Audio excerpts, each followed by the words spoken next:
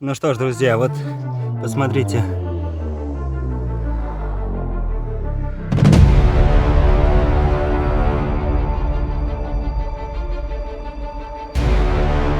Здесь, короче, целая куча. Сейчас вот из этого дерьма я их и достаю.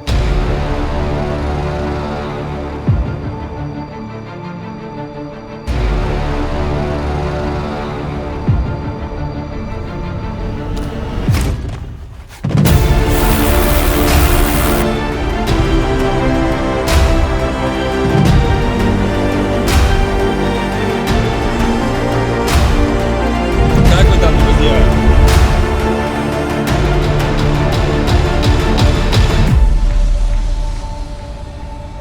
Приветствую, друзья! Сегодня у нас выезд на очень большущий водоем. Там не помню сколько, но там прилично по кубатуре. И, как вы видите, поскольку в машине больше никого кроме меня нет, значит чистить я буду его один. У нас раннее утро. Погода вроде бы сейчас пока хорошая, но я там посмотрел и обещают дожди, грозы и прочее. Но обещают якобы с 6 часов, хотя я этому и не верю. Так что у меня очередной челлендж. Успеть хоть что-то сделать до момента, пока не ливанет сильно. Потому что, ну, когда ливень, работать невозможно. Либо, как всегда, я буду работать до ночи, ничего не успею и приеду завтра. Да, у меня всегда наполеоновские планы успеть раньше, но все мои наполеоновские планы потом разбиваются, как говорится, о мои мечты. Вот, так что будем поглядеть. В путь-дорогу, друзья. В путь-дорогу.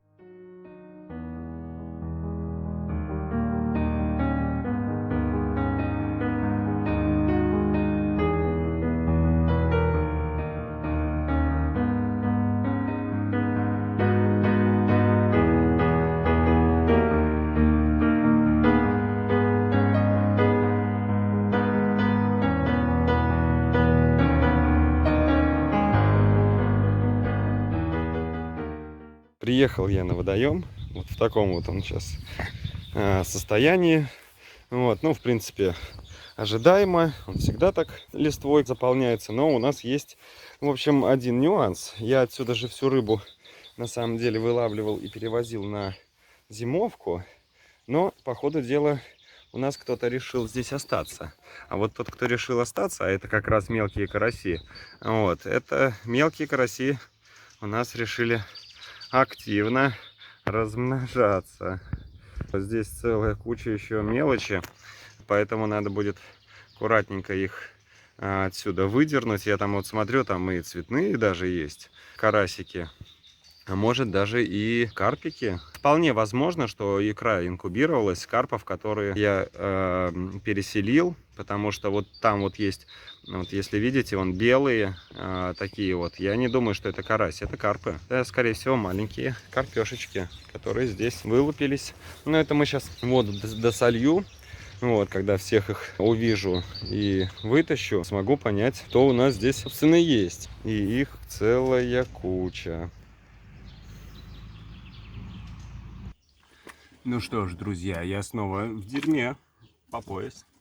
Это как раз к слову о том, что когда кажется, что пруд, его просто построят и все будет в нем хорошо. Нет, друзья, хорошо не будет. Всегда надо будет следить за ним и убирать. Вы же участки приводите в порядок, вот пруды надо тоже приводить в порядок.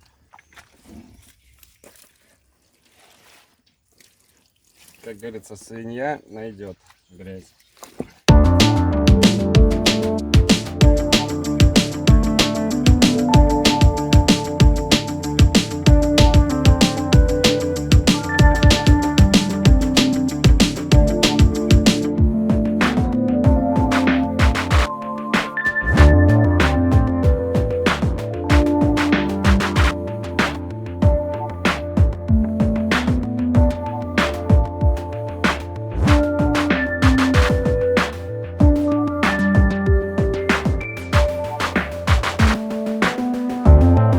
В общем, как всегда, мне с погодой очень повезло, потому что Сегодня у нас сейчас плюс 25 здесь. Но проблема в чем? Когда находишься в котловане с пленкой, кто работал, тот, наверное, знает. Здесь жарче еще в несколько раз. И я еще в резиновых штанах. В общем, в чем суть такой работы и в чем основная ее проблема и беда? В том, что можно легко получить тепловой удар. И главное периодически вылезать и охлаждаться, потому что в противном случае может произойти очень опасная ситуация, когда вы поймете только когда упадете, потому что тепловой удар, он внезапно происходит. А упасть можно, как вы понимаете, в воду, и все, и будет та смешная история, как человек захлебнулся в луже. Так что берегите себя, будьте осторожны, а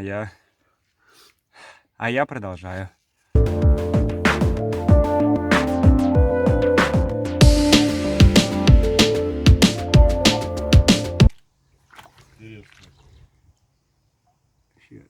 Карась белый. Вот такой вот гибрид бывает, появляется, короче, случайно. Рыбок здесь, короче, целая куча. Сейчас вот из этого дерьма я их и достаю.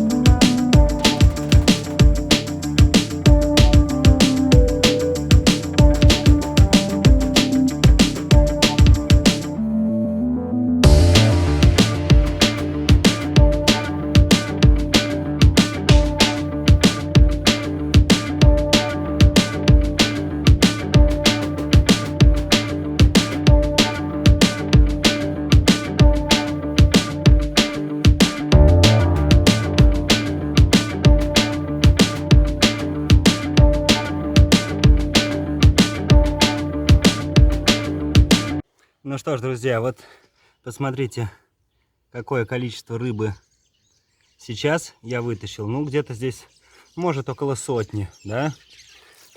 Ну вот в чем прикол. Там сейчас еще барахтается какое-то количество, притом не маленькое. Тут я подготовил уже воду. Сейчас сначала через сачок, ну, чтобы не пачкать воду, там, чтобы она подольше чистая постояла. Через сачок сейчас рыб сюда запущу. Ну, в общем, вот можете наблюдать, какое количество малька. Это просто что-то нереальное. И всех я их пытаюсь, блин, зачем-то спасти. Ой, малыш, как всегда, запутался какой-нибудь. Блин, давай уже, улепетывай.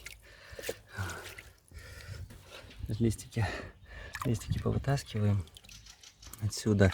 Здесь вода холоднее, но она чище. Это, в принципе... Ой, тут еще трухали бугушачи, блин. В общем, сейчас они потихонечку придут все в себя. И, соответственно, будут чувствовать себя хорошо. Вы можете посмотреть на ассортимент. Тут, конечно, некоторые немножко им херовенько, но это ничего, это пройдет, как говорится. Сейчас они оклемаются. Так что это только начало. Там уже сколько навылавливаем, столько навылавливаем. Этот еще живой? Живой еще вроде. Ну ладно. В общем, кто выживет, тот выживет. Тут уже непонятно. А самые интересные, на самом деле, экземпляры, это вот эти вот, смотрите. Короче, это вот такие вот получились белые караси. Видать, от микса с красным карасем. И в том числе получились и красные маленькие карасики. Ну, в общем, красота, да и только. Вот. В общем, а я пошел дальше продолжать все это дело вылавливать. Увидимся уже, когда начну мыть.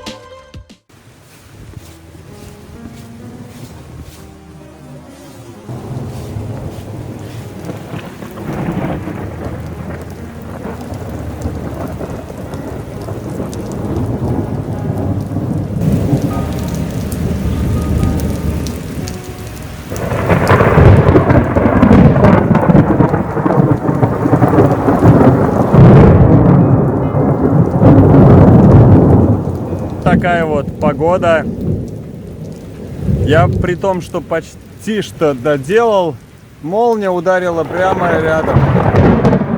Ось!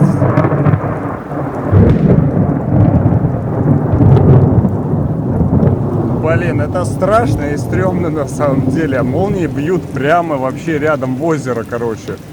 Это что-то нереальное, короче. Я испугался. В общем, короче, блин, время на самом деле еще мне хватает. Сейчас 6 с копейками. И, блин, мне доделать осталось чуть-чуть. Я не знаю, вот что делать. В общем, сейчас думаю, что дождь, если получится, пережду. И...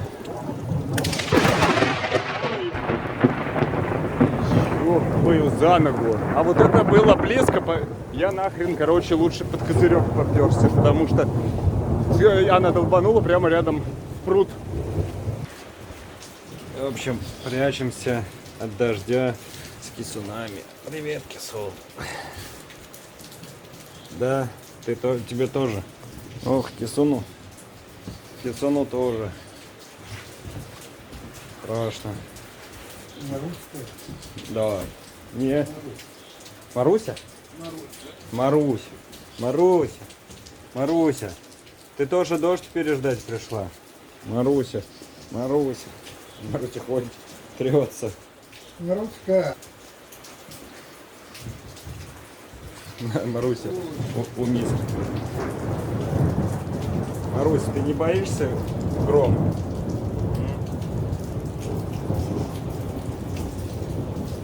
Марусь. Маруся, иди скорее. Иди, моя хорошая. Иди сюда.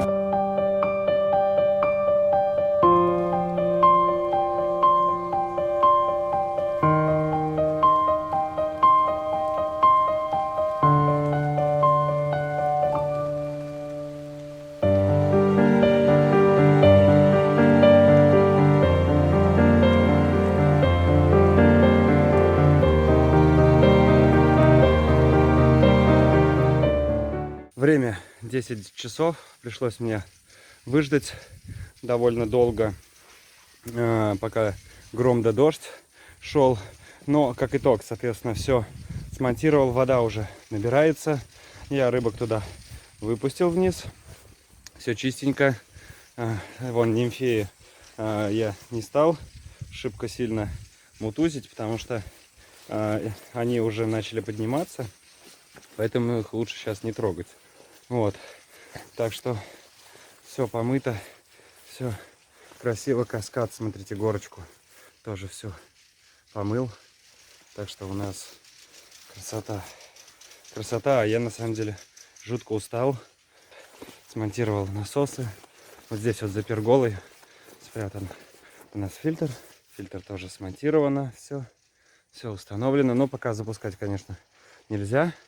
Я еще хотел сказать, вот пруд этот, он напоминает очень сильно английский стиль. На самом деле, ну такие вот, в Англии любят такие водоемы. Вот, видите, такие заросшие, как бы, ну, естественные. Вот, когда вода здесь налита, вообще очень красиво смотрится. Это английский водоем. И вот что мне понравилось, что сделал клиент. Он сделал еще и парник себе тоже в английском стиле. Это удивительно на самом деле. Выглядит чудесно. Просто очень-очень мило.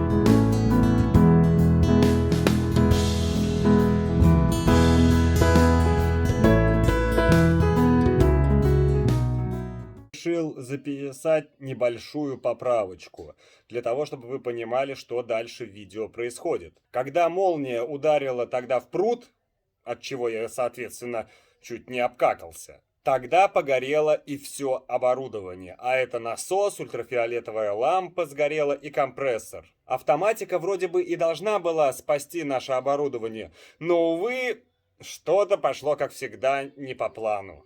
Поэтому пришлось заменить эти компоненты. Благо, эти компоненты на данном водоеме работали уже, ну, не первый год, и, как говорится, ну, лет 5 они, наверное, проработали. Сколько я знаю этот водоем, столько они на нем и работали. И нам пришлось, увы, но все поменять. Так что, если устанавливаете какое-либо оборудование на свой водоем, обеспечьте ему безопасность, чтобы потом не пришлось покупать повторно оборудование. Ну а дальше в видео я покажу, как запаковать рыбу в пакет и перевести ее на дальнее расстояние. В общем, я вскрыл реле управления, соответственно, ну, диммер, да. Сам по себе здесь вот плата, она целая, то есть здесь нет ничего не вздувшегося, не сгоревшего и прочего, да. Более того, она, соответственно, сухая внутри.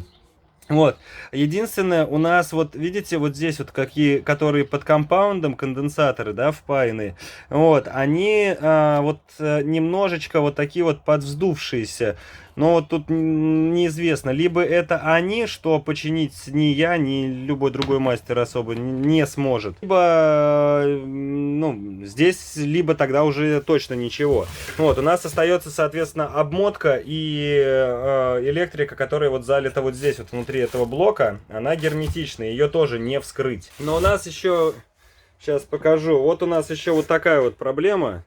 У нас уже от, как говорится, многолетней работы этого насоса, у нас вот как это все выглядит здесь. И то, что вы говорите, что он подзастревает у вас, вот он подзастревает именно по причине того, что он уже просто старый, изношена внутренняя часть камеры, изношен сам ротор, соответственно, вот такие дела. Так что проще, наверное, будет новый покупать. Но я лично точно это отремонтировать не смогу. Я позвонил в фирму по ремонту, но они сказали, что вот они не будут заниматься перезаливкой компаундом самого этого насоса, потому что это нецелесообразно. Блок вот здесь вот опять же. Здесь просто видите, во многих местах заливка. Поэтому, наверное, новый насос будет проще, потому что даже если мы сейчас потратимся на то, чтобы перезалить это, там, ротор поменять, еще что-то, но это как бы новым насосом это не станет, а деньги те же. Приветствую, друзья! Сегодняшнее наше видео начнется, как говорится, таким немножко неформальным образом, по причине того, что завтра мне надо перевозить крупную рыбу далеко, вот, поскольку стоимость рыбовоза в данной ситуации, она, ну, абсурдна и нелепа, То есть рыбовоз слишком дорого, в общем, будет. Поэтому рыба перевозится в пакетах. Есть пакеты для рыбы специальные, да? Но проблема в чем заключается? Что рыба-то, которую я повезу, больших размеров. И стандартных таких пакетов, увы, нету. И для всех, кто, как говорится, кому надо, делаю подсказку. Вам понадобится рукав. Это так называемые строительные рукава, ну, для мусора, или же они же для, знаете, грядок, для укрытия грядок из плотной пленки. Для начала, соответственно, покупаем бобину и делаем из нее нарезку на ровные части. На, возможно, ровные части. Я не знаю, насколько у меня ровно получится. После чего спаиваем все это дело хорошенько. Поскольку у меня специализированного паяльника, к сожалению, нету для таких дел, у меня есть утюг. И сейчас я вам покажу, как я это делаю. Утюгом утюжу пакеты, утюжу. Дальше вам понадобится лист пергамента.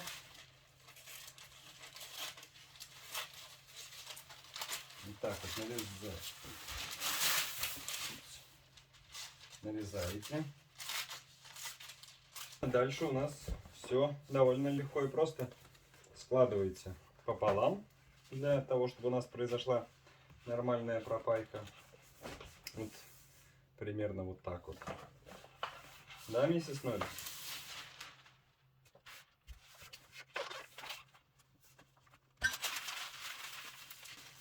Утюг уже нагрелся. Это хорошо. Вот. Берете утюг. Желательно функцию отпаривания у утюга выключить.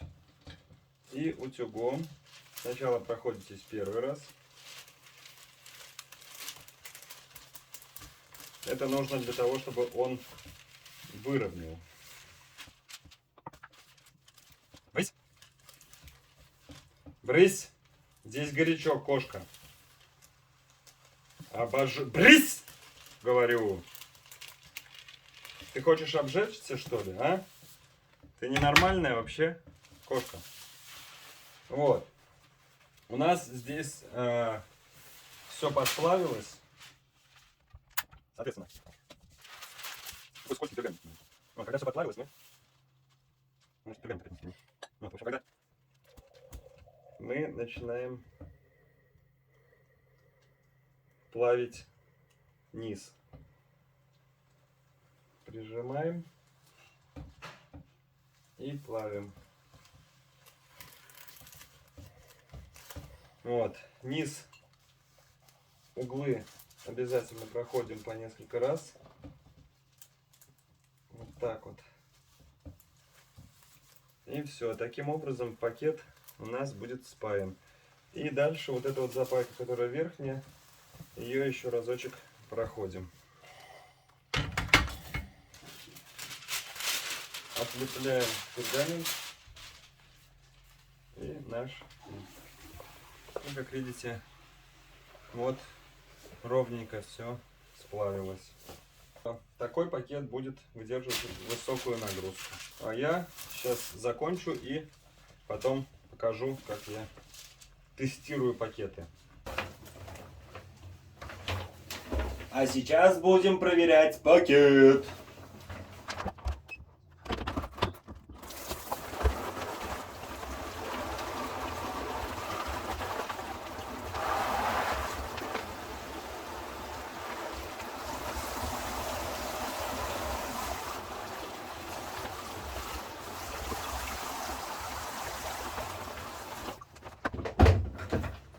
Ну, теперь поднимаем и смотрим. Пакет полностью герметичен и крепкий. Видите, ничего не капает, ничего не льется. Будем сейчас этих крупных карпов вылавливать и сажать сюда в пакет. У нас уже пойдет 2 карпа. Не крупных.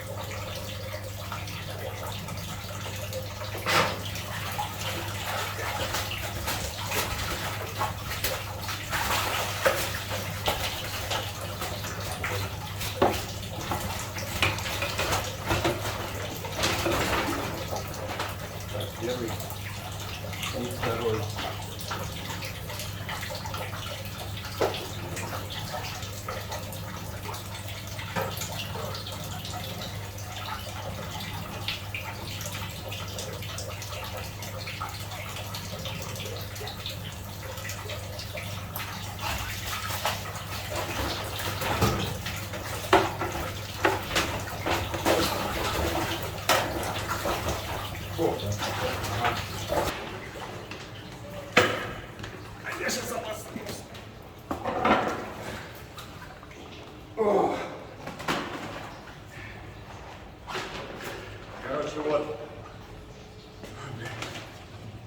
Короче, вот так вот рыба и пакуется, блин, для перевозки не рыбовозом, а именно вот таким вот геморрозом, блин, геморрозом, я не знаю, как правильно называть.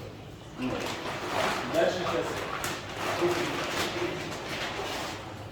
сюда закачивается кислород из баллона. Ты сможешь здесь снимать, да? Секунду.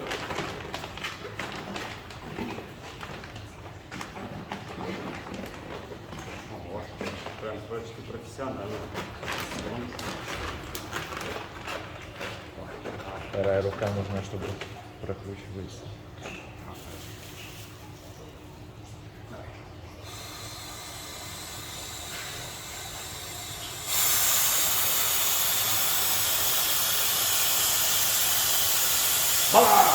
У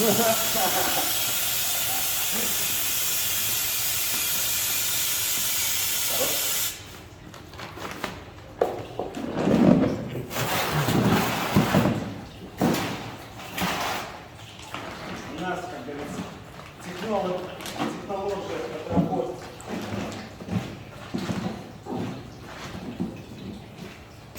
Так.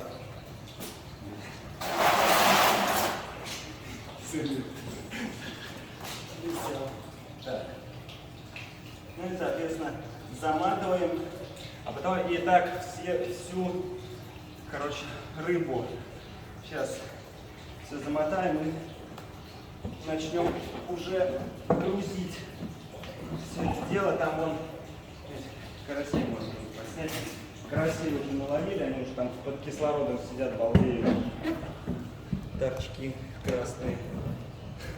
Там тихо. Там все есть.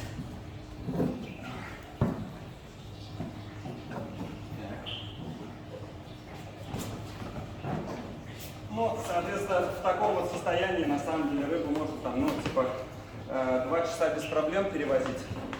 А если, ну, дольше, то, ну, там просто перевод потом в пруд надо будет делать также дольше. Потому что они сначала будут не в себе, вот, а потом, как говорится, придут уже в себя. Вот. И, конечно, больше воздуха, чем воды всегда должно быть. Потому что ничего страшного, если рыба там едет, плескается, да? Вот. Гораздо хуже, когда рыбе именно не хватает воздуха доехать. Нормально. Все, а я пойду ловить остальную рыбу и дальше грузиться, просто снимать сейчас на самом деле пипец как неудобно. Вот. Не вернусь. Нам осталось ловить вон тех вот монстров здоровенных, огромных. Вот, и осетровых. Ну, сейчас будем, соответственно, ловить.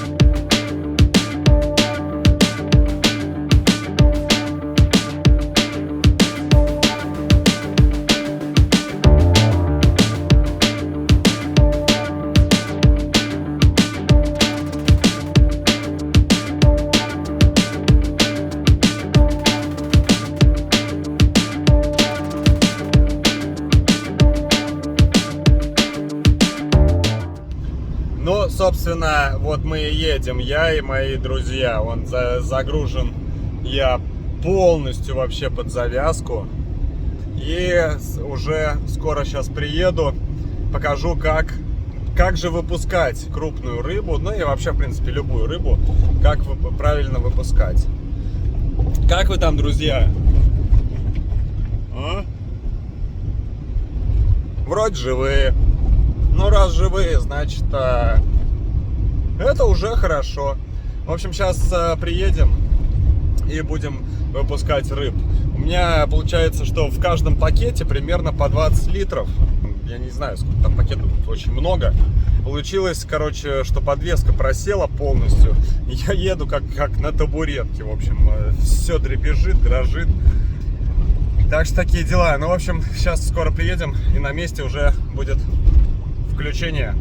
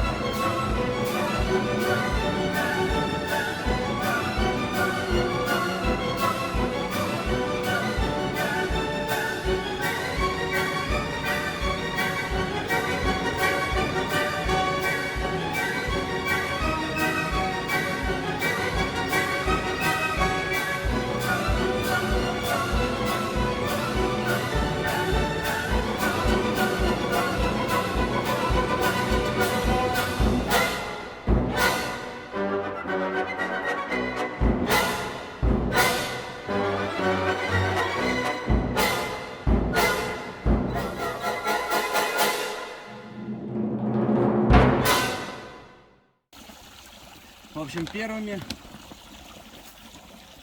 первыми у нас пойдут осетры.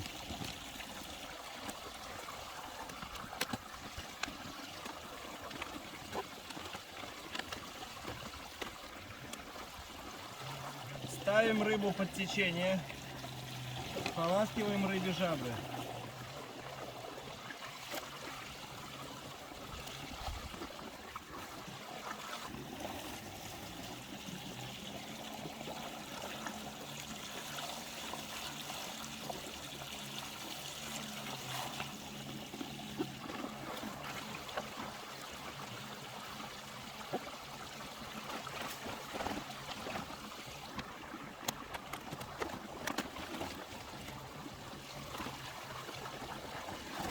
Подливаем рыбе воду, замещая старую долго, на самом деле. Держать карпов, когда они так вот переезжали, в принципе, недолго.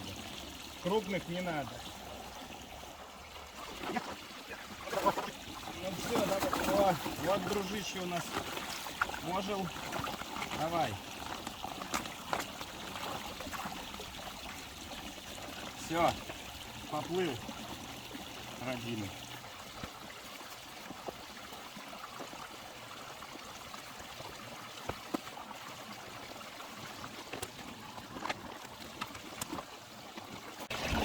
И вот наша звезда прям. Вот это красавчик. Да. Здоровенный и красивый. Братья, свежей воды.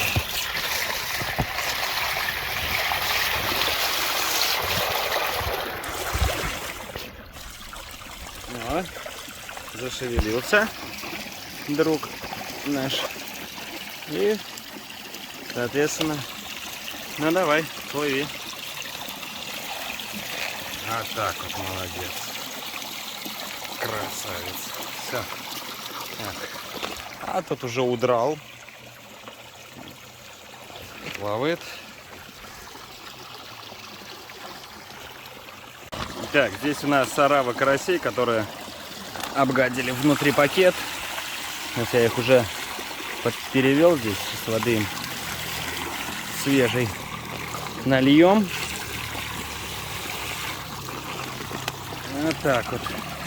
А? Ну что, орава?